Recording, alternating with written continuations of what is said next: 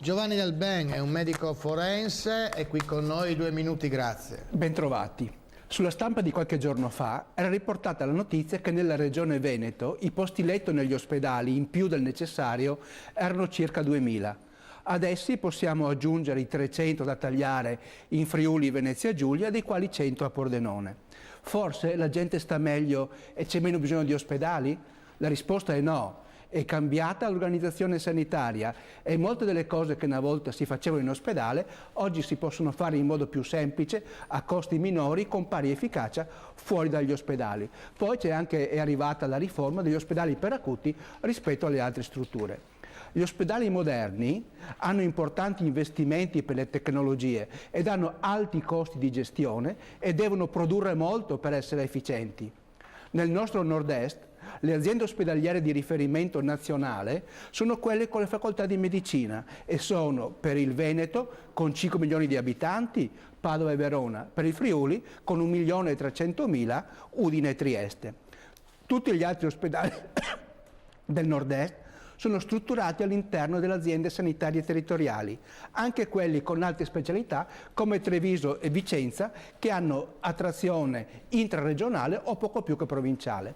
C'è però una diversità costituita dall'azienda ospedaliera di Pordenone, che è definita dalla legge attuale come di rilievo regionale, ma che ricovera quasi esclusivamente persone della provincia di Pordenone. È un'azienda ospedaliera autonoma, ma non ha le alte specialità.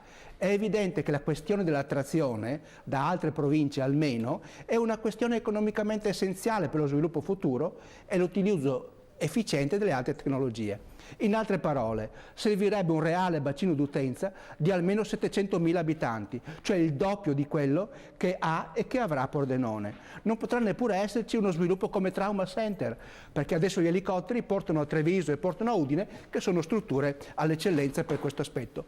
Tutto questo per dire che a Pordenone basterebbero i 2 nuovi edifici già progettati al costo di 100 milioni, pronti in 5-6 anni nel sito attuale. Spenderne almeno 270 per altro ospedale in Comina, pronto in non meno di 15 anni, è uno spreco. I tecnologi della qualità in Giappone chiamano lo spreco muda, ossia cosa stupida e inutile. In questi giorni abbiamo sempre più di rettore la contezza che questo sistema politico non garantisce il buon uso del denaro pubblico. Non sarebbe un problema se lo spreco, e quello che non posso dire a fianco di questo, non volesse dire tagli al sociale e alla sanità. Giovanni Del Ben, medico forense, nostro opinionista per quanto riguarda il mondo della sanità, grazie.